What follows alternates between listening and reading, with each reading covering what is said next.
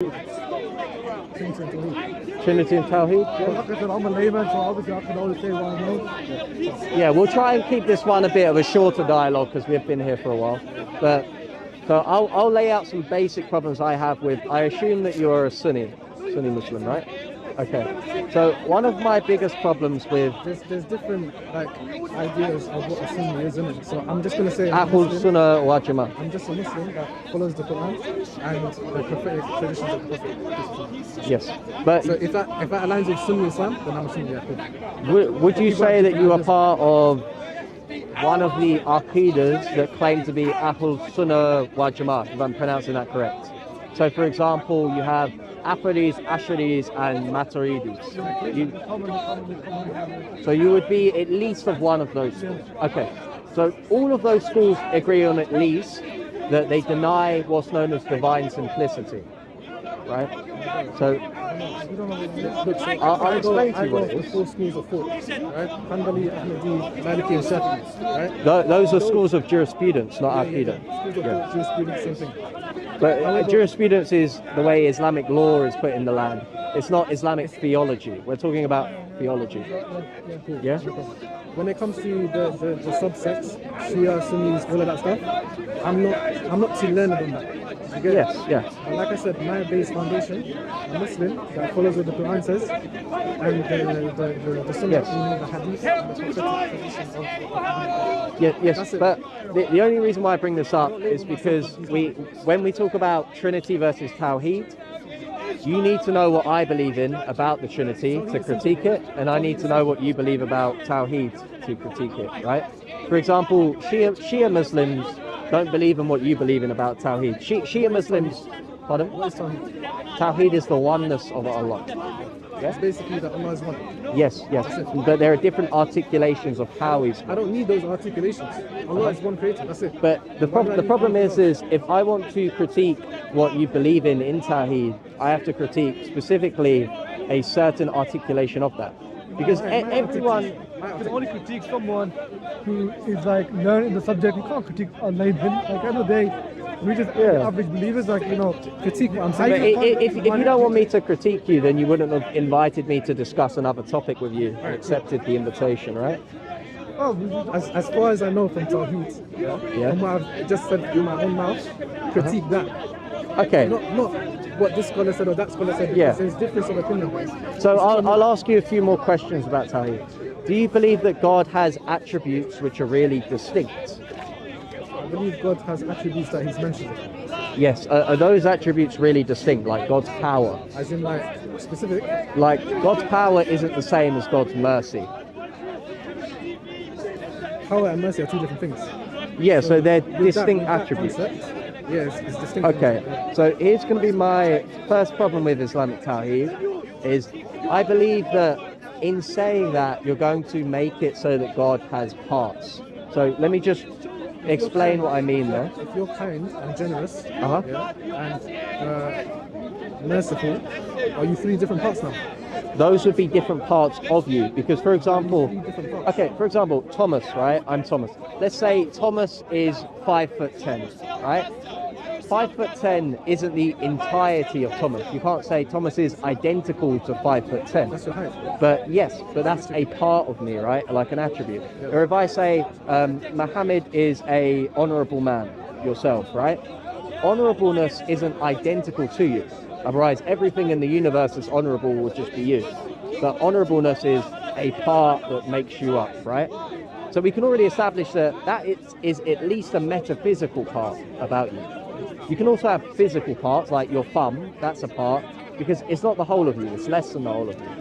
So a part is just that which is less than the whole, right? Now, my issue here is that if you say God has power, mercy, justice, all these things, and they're not the same as each other in God, then they're not going to be the entirety of God. They're going to be less than the whole of Him, and thus a part of Him. How can mercy and like as an attribute, how can it be the same thing? They both do different functions. So from a Christian paradigm, what we say is that all of these things are identical in entity and reality in God. And that is because when we say that God has power and justice, we're not using it in the univocal definition of the term, like we would see here. Otherwise, the justice and power that we see in creation itself would just be parts of God, right? He would be a part of the genus of that. But what we're saying is that we're using it analogically. So something like justice, power, and mercy is all identical in God, although they have their own proper definitions and concepts. In the Christian context, yeah. So in Christianity, we don't believe that God has really distinct attributes. We believe it's identical to himself. But it's not subjective. Are two different things. Yeah, but that's what we're having the conversation on critiquing, right? So when I'm critiquing Tawheed, I'm focusing on what I think is wrong about it, which is that. Because I think that that's going to make God made up of parts. You're thinking from the lenses of your belief. I'm using philosophy. I'm not using... I could be a non-Christian and give you the same argument, right? Because I'm not utilizing the Bible. That's my point. If you say that God's mercy, power, and all the other predicates that he has aren't the same as one another, they're distinct, then it's going to... Yeah, but then they're going to not be identical to God himself. I don't believe that. Okay, is mercy and justice identical to Allah? What do you mean identical? The same thing. The same thing in reality. For example, if I say Bill Clinton is the 42nd president of the United States, that would mean everything that's true of the 42nd president of the United States is true of Bill Clinton. If I say the 42nd president of the United States has grey hair, it would follow Bill Clinton does. Not necessarily. Pardon? Not necessarily. So you're denying the law of identity? So it's the first law of logic, the law of identity, right? That a thing is identical to itself. Bill Clinton is the 42nd president of the United States. If I go commit a crime, is that identical of who I am? The crime itself isn't identical to you, but you are identical to the person that committed that crime, right? Let's say Jack the Ripper commits a crime, and Jack the Ripper's real name is Jacob, right? Jacob would be identical to Jack the Ripper, right? So what I'm asking you is, although Jack the Ripper having brown hair or something like that wouldn't be identical to him, that would be a part of him, a predicate, right?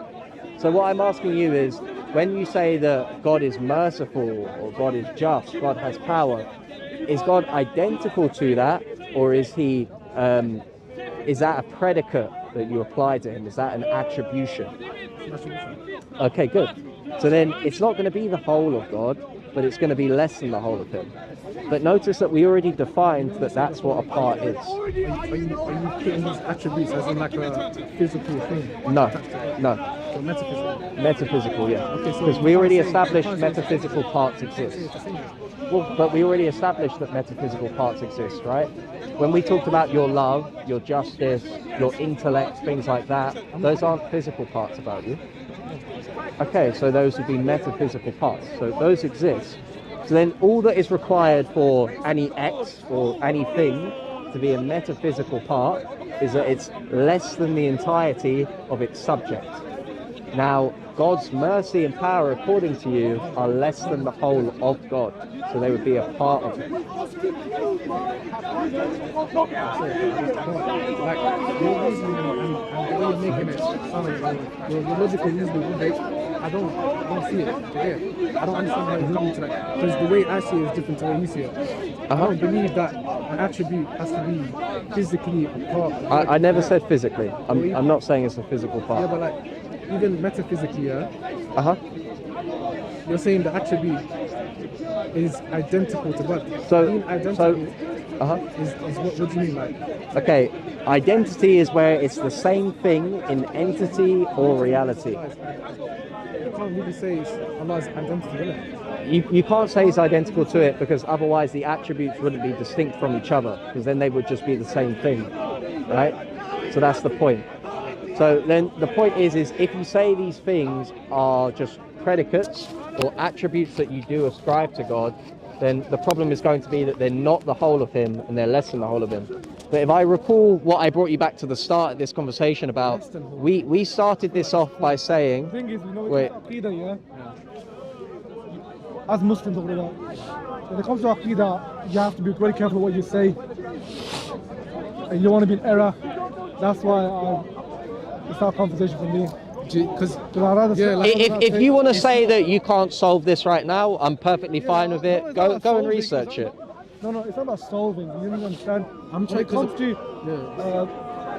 when it comes to Islamic creed, it's a very sensitive topic. You can say something that's error without realizing.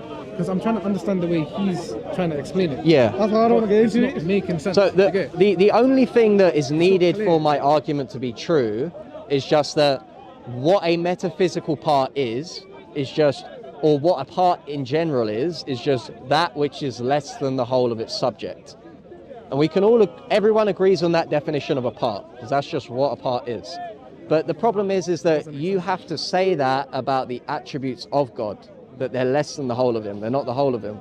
But then the issue is that that's just the definition of what a part is. So God would be a part under this paradigm, or he would be made up of parts. I'm okay, thank you. Thank you. So yeah, then according to that definition, God would be made up of parts. According to your definition. Do you have an alternative definition? Okay, good. It's because you know that everything which is less... In what you're trying to say. Yeah, that's fine. Exactly, I'm trying to understand the way that you explain it, but in my brain it's not making sense. Yeah, that's perfectly okay. Because... If you were to give me something to research, what would it be? On this particular topic, you would have to research... Okay, you would have to research something called Mariology, or Mariology. It just means the study of parts and whole relationships in philosophy. So if you look up, for example, the Stanford Encyclopedia of Philosophy, and look up... Give me something like easy, yeah, to begin with. Something easy. Like what you said, Mariology? So I think just, I don't think it's ever going to be easy, but just trying to read... How do you spell that? It should be... I'm dyslexic, so it might be really hard for me to spell it. Mereology. I can't spell in my head, so that might be terribly wrong. It's called Mariology. Mariology, yep. Mariology. It's not picking up. Let me see if I can Google it for you. These are open fires here. These are open fires here. Like a big bin in that.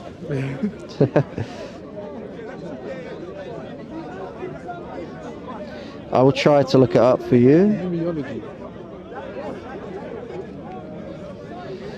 This is it here. M-E-R-E. Okay. M-E-R-E-O. There you go. So what does this explain? So if you look at it there, it's the study of part to whole relationships in philosophy, right? And the key thing to research here is just... Isn't philosophy subjective though? No. So philosophy is just... Okay, so first of all, philosophy is just the love of wisdom, right? That's where the Greek word philos and philo and sophia come from, right? But good philosophy is going to be objective in that it's true. So if you have a philosophical system that's true, it is objective. But ultimately, in a certain sense, it is opinion of everyone. But for example, the Quran itself is a book which tells you about things about philosophy, such as that God exists, that God is good, these things that you learn about Allah, right? Or that God has really distinct attributes. These are philosophical things, but at least according to the Islamic paradigm, it's objective in that it's true. So just because something is demonstrated philosophically doesn't mean that the demonstration is false, because there are true demonstrations of philosophy. For example, if I want to prove that you could die, I would say, premise one, Muhammad is a man, all men can die, therefore Muhammad could die, right? You could die. It's possible that could happen. That was proven philosophically. And any reason that you give for... Why would that need to be proven philosophically when people have died before? Well, because, yeah, but that's, what's it called? that would be not a deductive, an inductive inference that you could die, right? But it's still philosophically reasoned towards. Yeah, because your reasoning goes like this. I've seen everyone else die, therefore, because I'm also a person, it's likely that I will die, right? That's a philosophical thought process in itself, right? Again, philosophy is just synonymous with reasoning. Yeah, but okay, philosophy is just synonymous with reasoning, right? Anytime you're using your reason, logic, your intellect, you're using philosophy. So when I'm giving you this argument, all I'm doing is giving you natural principles for reason to show you that, hey, this is why I don't think that your conception of God is a true conception. Yep, fair enough. So you just want me to have a look up on... Yeah, if you want to look up mereology, and then after that, if you want to look up something called divine simplicity, which is the doctrine that God has no parts, then you can study into that. And I think that once you look up those things, you'll see a lot more what I'm speaking about right now. Divine simplicity? Divine simplicity, yeah. I think this is Aqidah. Divine simplicity is Shia Aqidah would be compatible with it, and also I believe Sufi Aqidah would be compatible with it as well. But I don't believe there are any schools within Ahlul Sunnah wal Jama'ah that would be compatible with divine simplicity, which is why I'm pinpointing that specific belief for this discussion. Yep. Okay, fair enough. I think that's been a good conversation between us. So it's been nice meeting you. It's been nice to meet you as well, man. I'm just going to wrap up for the cameras here, yeah? Okay, God bless you guys. So we just had a conversation with Mohammed and his friend over here about Islamic divine simplicity. Me and young Bob also had a conversation before about, we had a conversation about the continuity argument to demonstrate that any proof for Muhammad being a true prophet must ultimately be a circular argument, which was an interesting section. And also here we've just talked about divine simplicity, Islam, and its incompatibility philosophically.